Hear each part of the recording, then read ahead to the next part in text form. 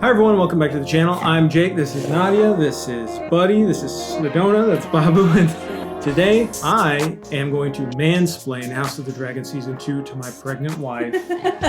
She didn't want to watch this season. It's too intense for me. Too intense. I don't blame you, but I was really excited to watch Season 2. I know how, the story is supposed to end because I know the historic accounts of what's supposed to happen to these characters, but I'm really interested through your eyes to find out what is actually happening because the show does take its own avenue, I guess. So yeah, I think it might be interesting for me to discuss it for other people to get my perspective because I'm sort of a Game of Thrones novice. I never watched the show. I'm just kind of aware of it through pop culture. And I watched all of it, so. You've seen all of it. Yeah, I haven't read the books. All I know Game of Thrones is House of the Dragon Season 1 and Season 2. First season was good enough to stand on its own without any other information. I just thought it was a good story, family rivalry, Shakespearean. Paddy Considine gave an amazing performance as King Viserys. Great characters. I was so excited and pumped for where they were going to go in Season 2. This whole season just felt like,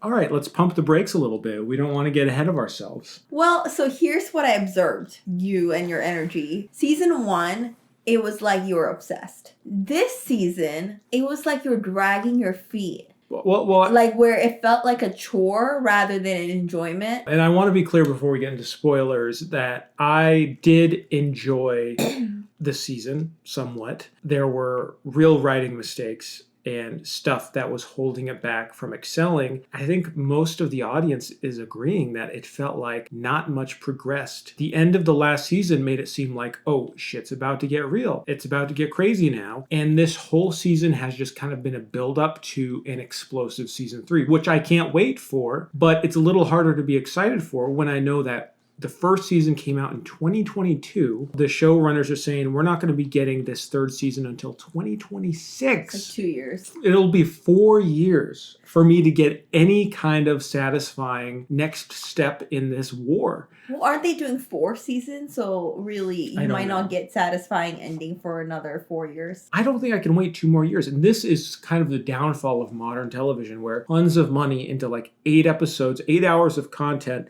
that you wait for 2 to 3 years. In the case of Severance, probably 4 years now. How long has it been? This is ridiculous. I mean, this is just not a fun way to consume television. And look, maybe in hindsight, for the people who watch this show years from now, they might say, yeah, Season 2, it was a little slower, but it was still great. We got build up for Season 3. They'll be able to go right into Season 3. And I think that there's a sense of anger and frustration when you aren't given enough to carry yourself forward. There were specific character choices that they did, particularly with Daemon, that I thought was just really baffling and annoying. There were kind of ludicrous, what seemed like plot conveniences, stuff to get characters in a room that seemed like it wouldn't have made sense otherwise. The most damning part of it all was most of the entire season, except for a few great battle moments. That's the thing. It was a bland season, punctuated by some amazing scenes. And these scenes, and if you've seen the show, you know what I'm talking about. These scenes are great. But then it just goes right back into everyone standing in a room talking to each other about battle plans. I feel like every other scene in this show was just a bunch of boring people talking about, well, we need to unite the Riverland people and bring them because of their army into here in this direction. We need to go here and here and here. I don't know the lore of the show. I don't know what these lands mean or anything. The first show was able to get me engaged because the characters and the drama. I didn't need to know where every location is on the map and what these things lead to. Whereas this season, I felt like, okay, they're just standing in a room talking about going here and getting this and uniting these people. And it felt like nothing was happening. According to the legend, for them to unite all 7 kingdoms. And but isn't that a Game of Thrones thing? This is a different... Well, this is a prequel to Game of Thrones. Game of Thrones is kind of gotten off of this. So this is kind of, the genesis of that. Yeah. But this is basically civil war. This is families divided. Daemon is the most interesting character, and he was really sidelined for most of this season. The most interesting characters here, I thought, were Aegon and Aemond. What happens to them, their relationship to Alicent, who's their mother. That drama with the Greens was interesting. Rhaenyra was fine. But overall, because I would watch this late at night, the last thing I do before going to bed, Usually that would never be a problem, but I was having trouble staying awake that I actually had to be on my phone for a little bit of it because Wow. I had to stay awake. Crazy for you. I know, but that is like unheard of. When you watch something with Jake, like I don't think you understand. If you're on your phone, it really irritates him. I was like, none of these characters I'm caring about. Like everything is presented. It felt almost like Star Wars prequel-y, where they're just standing talking about logistics and terms. And a lot of times the characters started talking about their own feelings in a like writerly way. Like, yeah, we let's see that in the drama. Let's not have them just discussing how they're feeling. I mean, again, there were excellent scenes. There were great moments, and I'm excited to watch season 3. I just wish that it were here already. I really felt like this season could have been 4 episodes and then 4 episodes of more intense stuff, of battle actually moving, because it felt like we were just turning our wheels. I actually think if you had watched the show, you would have been bored as I was. I mean, there were... But it's like I watched like maybe 5 minutes of it. That was the best episode. No, I literally had to go to the bedroom because that I'm was like, this is giving me so much anxiety. That was like the only big battle in the show, and that you were just watching. I didn't watch all of it. Part. I just started watching it. And I think that was can't episode 4, and that was the best episode. When it reminded me of season 1, so it didn't seem that much different. And now let me ask you this, because I'm comparing it very, very loosely. If you look at the 7th and 8th movie of Harry Potter, based on the 7th book, I remember part 1 of the Deathly Hallows was so slow in a lot of ways, and part 2 things kind of kept rolling. Do you feel like that's what the writers have in mind, is that they wanted this season to be a slow build up so that next season is all action oriented? I think that the first season was kind of fast in terms of like the characters growing fast or spanning a lot of years of time, that I do think they were kind of worried, like maybe we're just rushing things. And maybe they had that in their mind too, because one of the biggest complaints I know about season 8 of Game of Thrones was that they put too much in all at once. They rushed it. When they should have done multiple seasons. I know. Everything sucked. I know, but they said, like, a lot of people were like, it should have been a couple seasons. So maybe that's something they were worried about. Or they're just like, look, we have this amount of seasons. We kind of planned this in this way that season 2 is just going to be like building, gathering armies, and maybe that's like a realistic process for how this would go. But they needed to give us a little bit more, I think. Should I get into spoilers? Yes, let's get into spoilers. 3, 2, 1. Spoilers. So, what actually happened, since I haven't seen it? Nothing. No, stuff happens, but the main thing that happens is episode 4, which you kind of saw some of and I already told you about. Aegon, who's a terrible king, the Greens, he goes into battle on his dragon when he shouldn't have. Aemon is already there for like a sneak attack or whatever with his own dragon, Vhagar, I think. I think Rhaenys is the lady with the older lady with the white hair who has the dragon. Anyways, they get into a battle. The lady with the black, she dies and her dragon dies. But Aemon deliberately aims his dragon to blow fire at his brother, and his brother falls out of the sky and the dragon dies, but we're left on the cliffhanger, is Aegon actually alive? Turns out he survives, horribly burned. It's actually kind of disturbing. Like, the effects are incredibly good. I gotta say, we know that his Aemon's dragon died. Aegon's dragon died. Okay. So, and that's super consequential. So at this point, you're kind of starting to count the dragons and what's going on with the dragons, because that's what the war is going to be about. Who has the most powerful dragons and the most dragons? Aegon is sidelined for a little bit, and Aemond, who is like a sociopath who has his eye patch, and he's very he's like old school villain, and he's very fun to watch because of that. And you get to see Alicent kind of like, shit, I can't stand Alicent. Because immediately after Aemon takes over, while his brother is healing, he tells Alicent, his mom, like, you're dismissed from the council. I don't want your opinion anymore. He tells her, why don't you go attend to more domestic duties? Oh my God. And his mom is like so pissed, but he doesn't give a shit. Alicent and her dad are totally out of the politics now. So at this point, Alicent somehow goes over to Rhaenyra's camp, her island or whatever, sneaks in there to talk to Rhaenyra, and this is the last episode now. She's like, hey, you win. Like, I just want to get out of this, because now she's like a lose-lose situation, right? Aemond is going to find a way to kill Aegon, who's just lying in bed ready to be poisoned or whatever. Mm-hmm. Alicent has no power anymore. is just going to be a bloody war. And so Alicent's just like, what? Let's just like run away together or whatever. Like it was kind of silly, but it was an interesting scene because there's some drama between them. And Rhaenyra earlier in the season goes to see Alicent and is like, we can end this. It's a misunderstanding. You thought that he was talking about Aegon when he's talking about the story, the dad bequeathed, blah, blah, blah, blah, blah. It's just it's like a misunderstanding over words and language, which is frustrating. And Alicent is such a stupid, annoying character because of it. That's one thing I think I would want to change about the show, is that it's way too apparent which side is the good side. Like, it's so obvious that Rhaenyra they're the good side. They have the better people or whatever. She has more of a claim. Alicent is obnoxious and super hypocritical. So Alicent's like, all right, let's figure this out. And Rhaenyra's like, what do you mean? It's like we're going into battle. And then the season just kind of ends. There's no big battle in episode 8. We get some new characters, but then the ending sort of ends like Horizon a little bit, where it becomes a bit of a trailer for what's going to happen next.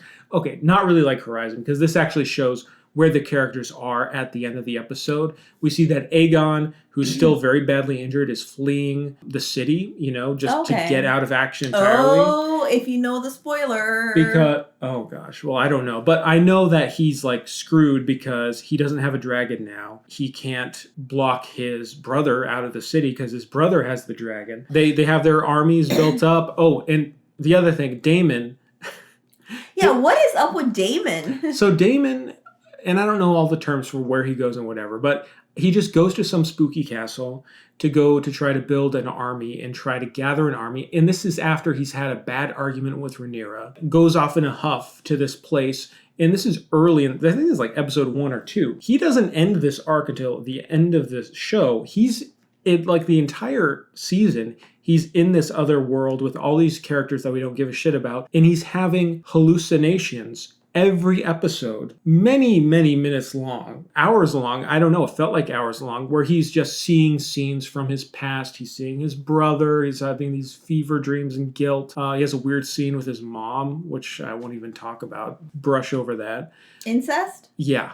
Oh my God. But it's like a vision. It's so weird. Like, you don't really know what's going on, just that he's hallucinating. But what it felt like to me was... I mean, why am I saying, oh my God? He's married to... Look who he's married to. I know. Yeah. But what it felt like to me was the writers going, okay, Daemon has to get aligned with Rhaenyra. He has to go through a journey. How do we do that? How do we show that he develops when he's here? Well, we need to give him a bunch of like all these weird visions and stuff, and kind of show where he's been. And it's so obnoxious. And I think anyone who has any sort of discerning sense about TV and plotting knows that the writers are just trying to keep him still for a specific moment. And that specific moment does come in episode 8, when Rhaenyra finally takes her dragon to go see what's up with him, because she thinks that he's going to betray her, and the audience thinks he's going to betray her. And she shows up, and there's this big moment when Daemon finally bends the knee, and, he kneels to Rhaenyra and is like, you're my queen, whatever, because I had a vision about a song of ice and fire. I don't give a shit about any of this vision stuff. I know that it has significance to people who watch Game of Thrones, and that I have no idea what it means. But it was just like, okay, we get it. He's on our side now. We were waiting the entire season for that to happen. Now let's go. Let's get into action. We knew he was going to get onto her side, so let's do this. It seems like they are. And then then the episode ends. It does seem like, from what you're saying, they are saving all the actions for the next season. It was all built up. Another element that I thought was really probably my favorite thread in this was later in the season. Rhaenyra's trying to find people to be dragon riders, because apparently they're sitting on like 2 or 3 dragons that have no riders, because they don't have enough people in their bloodline to claim them and ride them. And Rhaenyra's like, well, there's a lot of people in the Targaryen bloodline. Maybe we could get like a second cousin of a second cousin of a second cousin who has Targaryen blood. So she gets this guy who's a knight, and he seems like a really nice person. He's like, I'll do anything for you, Rhaenyra. And the thing with dragons is that if you try to couple with them, if you try to like be their master, and they reject you, they kill you. They'll just kill you instantly. Mm-hmm. So he's risking his life on this idea that Rhaenyra can get him connected to this dragon. And you think it's about to happen. This whole scene is really tense and exciting. And he's like, finally, right when it seems like he has the dragon in his hand and the dragon's listening to him, he goes, I did it. And then the dragon blows fire on him and he like burns in a horrifying, like you see his skin peeling off and everything. Oh my God. Very brutal and graphic, but it's just like, oh, of course. So at this point, Rhaenyra's like, well, shit, I can't do that anymore. Like, no one else is going to try to ride these dragons. And then for somehow, I don't know how this works, but one of the dragons gets out. We see a scene where this like random dude is like running around and he's just like a common person. Dragon like hunts him down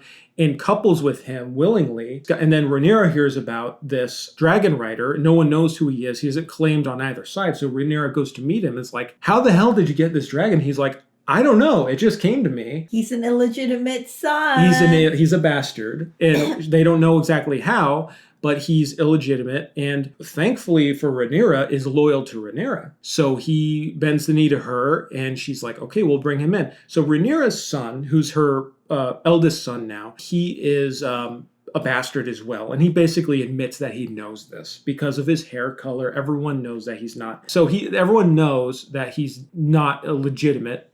Exactly. So he feels threatened about other illegitimate Targaryens coming into the fold. Like they have as much claim to the throne as I do. And Rhaenyra's like, shut the hell up, we need to win this war. The best part of the show is that Rhaenyra, they somehow send out like dispatches to the kingdom, to King's Landing, to find anyone who thinks they have Targaryen blood, who thinks they're like a bastard from Viserys or Daemon or whoever. All these people show up, and we get to see a few characters that we've been following through the show, but we don't really know why. So you're following these characters and you realize, oh, they're bastards. Now they're going to go to where Rhaenyra is to try to couple with these dragons. And it's really interesting. And like the people who are in charge of the dragons, whatever, they're in robes, are like, we don't support you, Rhaenyra. This is on you. This is a disaster. These people don't know how to ride dragons. They're just a bunch of poor losers. And Rhaenyra's like, I gotta try. So she has like 20 or 30 of these people. They come in to this cave and this big dragon standing there. All right, hopefully the dragon likes you. Literally that. Like Rhaenyra's like, okay, let's see who wants to try. And she like leaves as they do this and goes to stand and watch. And the first person tries. You think like, okay, now it's going to work because they have bastard blood. The dragon torches them. Oh, all of them? Basically tries to kill all of them. He knocks a bunch off into this cave and they all fall and they're scattered and it's a bloodbath. So many people die except for the two men who we've been following through the season so far. One is like a guy who's just like gets drunk and he's just like a party guy. And another guy's more like noble or whatever. But they both couple with the dragon. And it's a really intense, epic scene. It's super exciting. And that episode ends with them with their dragons. They have like a shit ton of dragons. Oh, and the guy who's like the party animal who like just hangs out in the pub all day, he takes his dragon immediately and just starts flying him around King's Landing.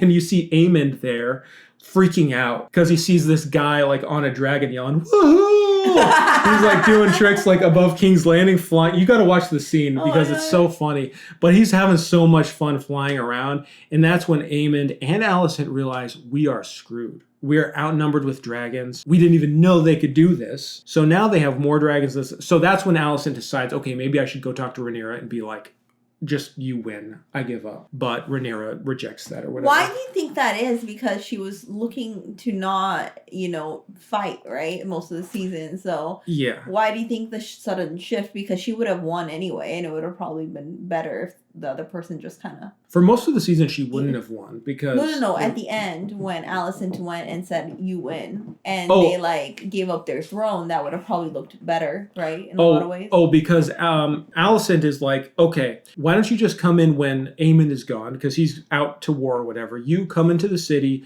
I'll let you in unguarded. You can take the throne and it'll be like a bloodless coup. Like you'll just come back into power. And Rhaenyra's like, what about Aegon, who's still the king? Yeah. And Alicent's like, I have sway over him. I can convince him. And Rhaenyra's like, no. You know I'm going to have to take his head. There's the only way I can come back to power is if the traitors are killed. Because that's the fact of war. That's the fact. Like, she's just facing reality. Alicent just wants to run off into, fantasy land. Alicent has always been like, I don't know what the hell is wrong with her. I can't stand her, yeah. After, like, in the first season, early episode, it almost hinted that they had some romantic connection, or at least a very deep... No, I think they do. Rhaenyra kisses lady. I forget what her name is, but So, but then she has, like, a Allison gets romance. all crazy with Kristen because Rhaenyra's just like doing her thing, and it's like, well, you know, Allison's sleeping with Kristen Cole. yeah, you told me, but it's like Allison just flips out of no, like, for nothing. No, she sucks. And she's like betrayed Rhaenyra to marry her father. So I'm like, what are you even talking about? What is your problem, lady? Like, what is your freaking problem? So great scenes, as I was talking about, really exciting stuff that I was pumped, but just way too much slog. Like, this could have been cut down. This could have been simplified. This could have been half a season with a second half that kicked Well, ass. it seems like first season was all action oriented because a lot of things happened. They age quickly. It was more telling everything. It was more quick, fast. Yeah, and then the second season seems like, okay, let's slow it the hell down completely. Yeah. Would you say The House of the Dragon is still better than Rings of Power? Oh, yeah. Really? Rings of Power has one horrible season. Well, we don't have season 2 of Rings of Power yet. No, we'll see. House of Dragon season 2 is still better than Rings of Power season 1. Yeah. All right. Absolutely. No, it's still a pretty good show. Like, great production value. You could actually see a lot more in this. I think it was better directed this time around because the lighting, with, like, you could actually see shit going on screen. Unlike the first season, which had a lot of issues with really dark scenes. There you go. I would give it like a 6 out of 10. All right, not bad. And then retrospectively, what would you give season 1? Like an 8 out of 10. All right. Yeah. Well, let us know what you think. Let us know, and thank you for watching. Talkies are so ready. We'll talk to you later. Bye. Bye.